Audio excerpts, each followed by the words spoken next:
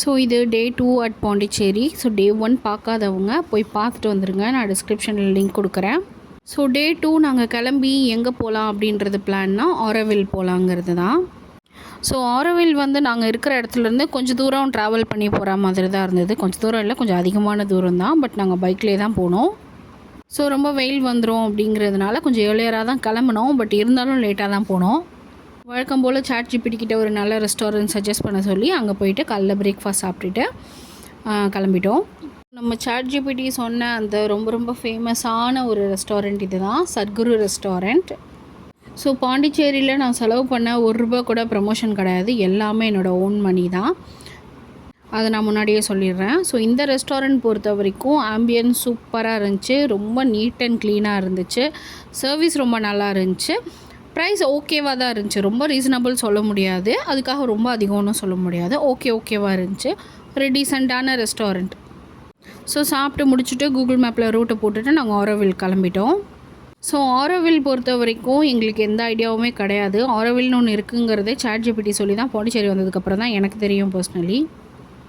So Auroville போகிறவங்க வந்து ஒரு 1 hour 2 hours அந்த மாதிரியெல்லாம் போகக்கூடாது. ஒன் ஹோல் டே அங்கேயே ஸ்பெண்ட் பண்ணுற மாதிரி பிளானில் தான் போகணும். அப்போ தான் அது யூட்டிலைஸ் ஆகும். இல்லைனா நாங்கள் போய் சும்மா பார்த்துட்டு வந்த மாதிரி தான் நீங்களும் போய் சும்மா பார்த்துட்டு வரா மாதிரி இருக்கும். பர்சனலி ஆரோவில்ல என்ன இருக்குன்னு கூட எனக்கு தெரியாது. சும்மா சுற்றி பார்க்குற ஏதோ ஒரு பிளேஸ் போல் இருக்குன்னு நினச்சிட்டு தான் நான் போனேன். ஸோ ஆரோவில் போகிறதுக்கு வந்து நம்ம மெயின் ரோட்லேருந்து உள்ளே கொஞ்சம் தூரம் ட்ராவல் பண்ணி போகிற மாதிரி இருக்கும். நாங்கள் வந்து என்ன பண்ணோன்னா, ரைட்டில் போனோன்னா ஆரோவில் போகலாம், லெஃப்ட்டில் போனோன்னா ஒரு பீச் ஒன்று வரும். ஸோ நேற்று நைட்டே பீச் பார்க்கல, ஸோ இன்றைக்கி பீச் பார்த்துட்டு போயிடலாம் அப்படின்னு சொல்லிட்டு பீச்சுக்கு போயிட்டோம். ஸோ பீச் கொஞ்சம் தூரத்துலேயே தான் இருந்துச்சு, ரொம்ப உள்ளே போகிற மாதிரி இல்லை. ரொம்ப கூட்டமாக கச்சன்னு இல்லாமல் கொஞ்சம் பேர் தான் இருந்தாங்க, கொஞ்சம் சைலண்ட்டாக தான் இருந்துச்சு. ஸோ பீச்சை பார்த்ததுக்கு சந்தோஷப்படுறதா இல்லை இந்த மொட்டை வெயில வந்துருக்கோமேனு சோகப்படுறதான்னு எனக்கு தெரில. ஏன்னா நம்ம ஊர்லேயே நான் வெயில் டைமில் பீச்சுக்கு போக மாட்டேன். ஈவினிங்கில் போவேன், இல்லை சன்ரைஸ் ஆகும்போது போவேன். இந்த டைமில் பீச்சுக்கு போகிறதுக்கே பெருசாக விரும்ப மாட்டேன். ஆனாலும் இதே பீச் தான் அங்கேயும் இருக்குங்கிறது தெரியும். இருந்தாலும் போய் பார்க்கணுன்னு ஒரு ஆர்வம். அது ஏன் எனக்கு மட்டும் தான் இப்படி இருக்கா இல்லை எல்லோருக்கும் இப்படி இருக்கான்னு எனக்கு தெரில. ஸோ பாப்பா தூங்கிட்டு இருந்தா, ஸோ அவரும் வரல. நான் மட்டும்தான் போய் சும்மா நின்றுட்டு கொஞ்சம் நேரம் கால் நினச்சிட்டு இருந்தேன். பெருசாக விளையாடுற ஐடியாலாம் இல்லை.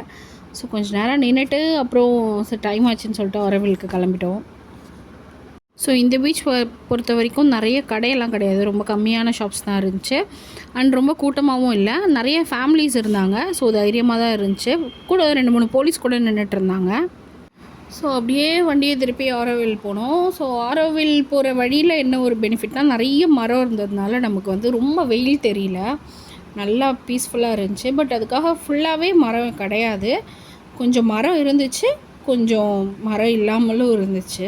ஸோ குழந்தைங்களாம் கூப்பிட்டு போகிறீங்கன்னா தொப்பி போட்டு கூப்பிட்டு போங்க. நாங்கள் இவ்வளோ தொப்பி போட்டுருந்தோம், ஆனாலும் இவள் போட்டுக்கல, கட்டி தூக்கி போட்டா.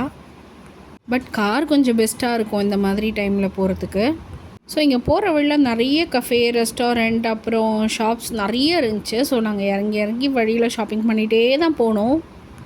ஸோ பைக்கில் போகிறவங்க கொஞ்சம் சேஃபாக போனால் நல்லாயிருக்கும். ஏன்னா வழியில் கொஞ்சம் பெண்டு இருந்ததுனால கொஞ்சம் கஷ்டமாக இருந்துச்சு. ஸோ ஃபைனலாக நாங்களும் ஆரோவில் வந்துட்டோம். மயூரி ஹாய் ஹாய் ஹாய், வணக்கம் வணக்கம் சொல்லுங்கள். வணக்கம் வணக்கம். ஸோ இதுதான் 2 வீலர் பார்க்கிங். ஸோ நம்ம இங்கே பைக் பார்க் பண்ணிவிட்டு இதுக்கப்புறம் நம்ம நடந்து தான் போகணும். இதுக்கப்புறம் வெஹிக்கிள்ஸ் அலோடு இல்லை. ஸோ இங்கே பொறுத்த வரைக்கும் ஏதாச்சும் தண்ணி, ஸ்நாக்ஸ் எதாவது வேணும்னா நம்ம முன்னாடியே வாங்கி பேக்கில் ஸ்டாக் பண்ணிக்கணும். ஏன்னா உள்ளே போயிட்டோன்னா உள்ளே வந்து கடைங்களே கிடையாது பெரிய அளவில். அது எங்கன்றதை நான் சொல்கிறேன். நம்ம பஸ் ஏறி உள்ளே போய் பார்ப்போம். ஸோ அந்த பஸ் ஏறி போகிறதுலேருந்து நமக்கு உள்ளே எதுவுமே கிடைக்காது, ஒரு தண்ணி கூட கிடைக்காது. எங்களுக்கு அது தெரியாது, ஃபஸ்ட்டே தெரிஞ்சுருந்தால் வாங்கி வச்சுருப்போம். மேடம் எங்கே நின்று கண்ணாம்பூச்சி விளையாடுறாங்க பார்த்தீங்களா? வான்னு கூப்பிட்டா வரவே இல்லை. ஒரு 5 நிமிஷம் நின்று அவங்க அப்பா கூட விளையாடி முடிச்சுட்டு தான் அவள் வந்தா.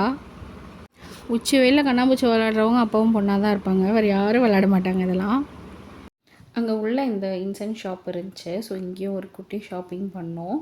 அது ஒன்றும் இல்லை, ஜஸ்ட்டு இந்த வாசனை வர பொருள் இருக்குல்ல, அந்த கேண்டில்ஸ், அப்புறம் ஊதுபத்தி, அப்புறமா ஃப்ரெக்ரன்ஸ் ஆயில், அதெல்லாம் இங்கே சேல்ஸ் பண்ணிகிட்டு இருந்தாங்க. ரொம்ப ரொம்ப நல்லா இருந்துச்சு. ப்ளீஸ் நடக்க தெம்பில்லாதவங்கெல்லாம் இந்த சைடு வராதிங்க. இது என்னம்மா நீ இவ்வளோ தூரத்துக்கே இப்படி சொல்கிற அப்படின்னு கேட்பீங்க. நான் இப்போ காட்டுறேன்.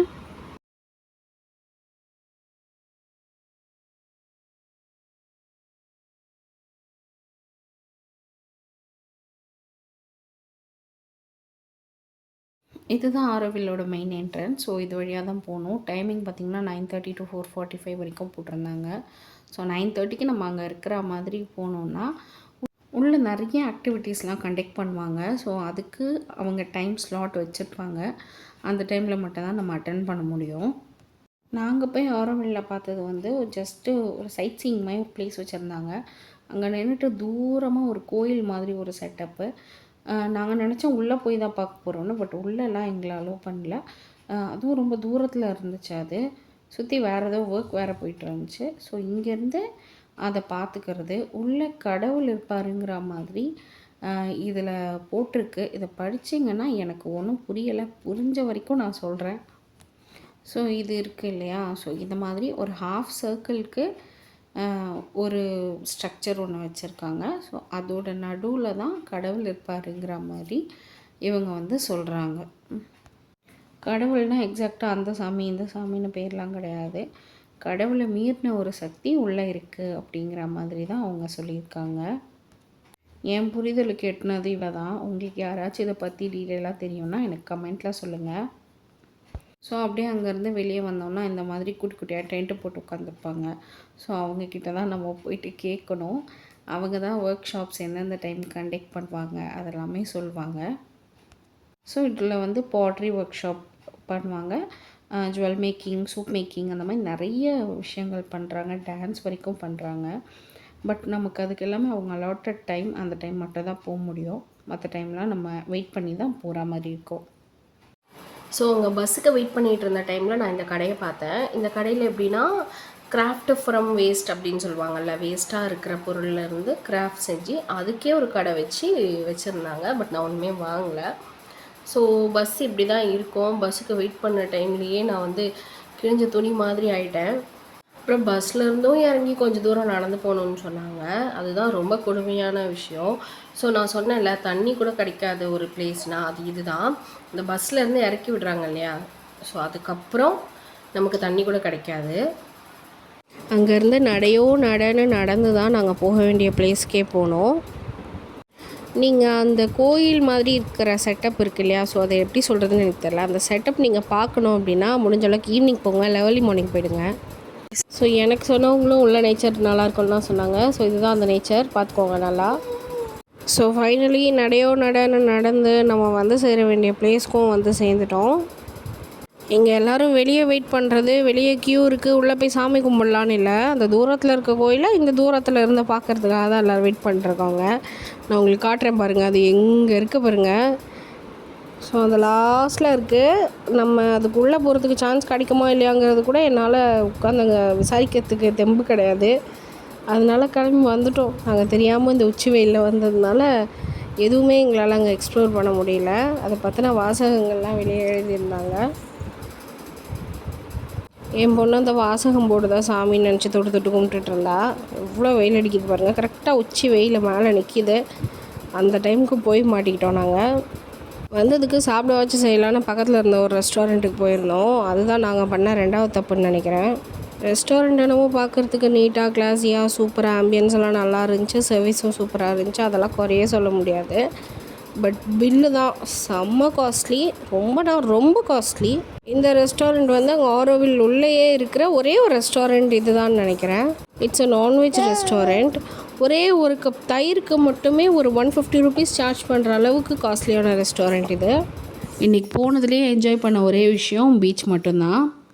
ஸோ அங்கேருந்து ஸ்ட்ரெயிட்டாக ரூமுக்கு வந்து தூங்கிட்டோம். வரும்போதே இங்கே இருக்க ஃபேமஸான ஒரு பேக்கரியிலேருந்து கொஞ்சம் பேஸ்ட்ரீஸ்லாம் வாங்கிட்டு வந்திருந்தேன். ஸோ அதுதான் இப்போ டேஸ்ட் பண்ணிகிட்ருக்கேன். உங்களுக்கு நான் ரிவ்யூ சொல்கிறேன். பாண்டிச்சேரியில் வந்து வரும்போது இங்கே ஐயங்கார்ஸ் பேக்கரின்னு சொல்லி ஒரு பேக்கரியில் வந்து ஸ்நாக்ஸ் வாங்கினோம். பெங்களூர் ஐயங்கார்ஸ் பேக்கரி. ஸோ இங்கே கொஞ்சம் டிஃப்ரெண்ட்டான ஸ்நாக்ஸ்லாம் இருந்துச்சு. ஸோ காட்டலான்றதுக்காக இது வந்து சாக்லேட் ஃபஜ் ப்ரௌனியாக, மேலே வந்து சாக்லேட் வச்சுருக்காங்க, 2 லேயர் ஆஃப் ப்ரௌனி வச்சுருக்காங்க, நடுவில் க்ரீம் வச்சுருக்காங்க. ஸோ எப்படி இருக்குன்னு சாப்பிட்டு பார்த்துட்டு சொல்கிறேன். நைஸ். பட் ப்ரௌனியோட டேஸ்ட் வரல. பிகாஸ் நான் நிறைய ப்ரௌனி சாப்பிட்ருக்கேன். இது சத்தியமாக ப்ரௌனி கிடையாது, இட்ஸ் அ கேக். பட் அந்த சாக்லேட் அவ்வளோ மெல்ட்டிங்காக சூப்பராக இருக்குது. திஸ் ஒன் இது வந்து brownie cake. It's a brownie cake. உள்ள கேக் தான் வச்சுருக்காங்க, மேலே வந்து இந்த சாக்லேட் கோட் பண்ணியிருக்காங்க. So it was like a choco பார்னு நினைக்கிறேன். ஸோ இதுவும் எப்படி இருக்கு டேஸ்ட் பார்ப்போம். நான் சொன்ன மாதிரி தான், உள்ள ப்ரௌனி கிடையாது, வெறும் சாக்லேட் கேக்கு. பட் இது கூட சேர்த்து அந்த சாக்லேட் கேக்கு சாப்பிடும்போது அவசமாக இருக்குது. நான் ப்ரௌனி நினச்சி தான் வாங்கினேன் சீரியஸ்லி, பட் அந்தளவுக்கு இல்லை. ஸோ அப்படியே கொஞ்சம் நேரம் ரெஸ்ட் எடுத்துகிட்டு ஈவினிங்காக கிளம்பி இன்னொரு பீச்சுக்கு போயிருந்தோம். இங்கே தான் இன்னொரு விஷயம், நம்ம எங்கேயாச்சும் ட்ரிப் போகிறோம் அப்படின்னா 2 days ட்ரிப் 3 days ட்ரிப்னா அந்த இடத்துல நம்ம ரெஸ்ட்டை பற்றி யோசிக்கவே கூடாது. பிகாஸ் நாங்கள் கொஞ்சம் நேரம் ரெஸ்ட் எடுத்துகிட்டு போகலாம், டயர்டாக இருக்குன்றதுனால 2 நாளுமே பீச் நாங்கள் நைட்டில் போய் தான் பார்த்தோம். இன்றைக்கும் பாருங்கள், நல்லா ரெஸ்ட் எடுத்துகிட்டு நாங்கள் ரெடியாகி போகிறதுக்குள்ளே பீச் இருட்டாயிடுச்சு. அவ்வளோ தூரம் போனது வேஸ்ட் ஆகக்கூடாதுன்னு அங்கேயே விற்றுட்டு இருந்த ப்ரௌனி கேக்ஸ்லாம் கொஞ்சமாக வாங்கிட்டு அங்கேயே உட்காந்து சாப்பிட்டுட்டு கொஞ்சம் ஃபோட்டோஸ் எடுத்துகிட்டு வந்துட்டோம். டின்னருக்கு வந்து நாங்களே ரேண்டமாக ஒரு ஷாப்புக்கு போனோம். ChatGPT கிட்டலாம் கேட்காம ரேண்டமாக எங்கள் ரூம் பக்கத்தில் இருக்க ஒரு ஷாப்புக்கு போயிருந்தோம். அங்கே வெஜ் அண்ட் நான்வெஜ் ரெண்டுமே டேஸ்ட்டு சூப்பராக இருந்துச்சு. நிறைய ஐட்டம்ஸ் ஆர்டர் பண்ணியிருந்தோம், பட் நான் ஃபுல்லாக வீடியோ எடுக்கலை. அதோட ஸ்பெஷாலிட்டியே என்னென்னா ரேட் ரொம்ப ரொம்ப ரொம்ப கம்மி. ஸோ இந்த கடையோட பேர் வந்து மாஸ்டர் கடை. வெயிட் பண்ணி தான் சாப்பிட்ற மாதிரி இருக்கும். கீழேயும் டைனிங் இருக்குது, ஃபஸ்ட் ஃப்ளோர்லேயே டைனிங் இருக்குது. பட் ரொம்ப கூட்டமாக இருந்துச்சு, நாங்களே வெயிட் பண்ணி தான் சாப்பிட்டோம். டின்னர் முடிச்சுட்டு எங்களோட ரூமுக்கு போகிற வழியில் தான் நாங்கள் வந்து இந்த ஷாப் பார்த்தோம், pancake shop. So pancake சாப்பிட்டு ரொம்ப நாளாக இருந்துச்சுங்கிறதுனால அங்கே ஆர்டர் கொடுத்துட்டு வெயிட் பண்ணிகிட்ருந்தோம். டைம் வந்து ஒரு 9:30 இருக்கும். பட் அப்போ கூட ஷாப்ஸ் ஃபுல்லாகவே ஓப்பனில் தான் இருந்துச்சு, லைட்டு இருந்துச்சு, ரொம்ப சேஃப் அண்ட் செக்யூர்டாக தான் ஃபீல் ஆச்சு. ஸோ நாங்களும் பேன் கேக்ஸ் வாங்கிட்டு ரூமுக்கு போயிட்டோம். ரூமுக்கு போய் தான் சாப்பிட்டோம். டேஸ்ட்டு சூப்பராக இருந்துச்சு. So it's all about day 2. So last day of Pondicherry next வீடியோவில் சொல்கிறேன். தேங்க்ஸ் ஃபார் வாட்சிங். பாய்.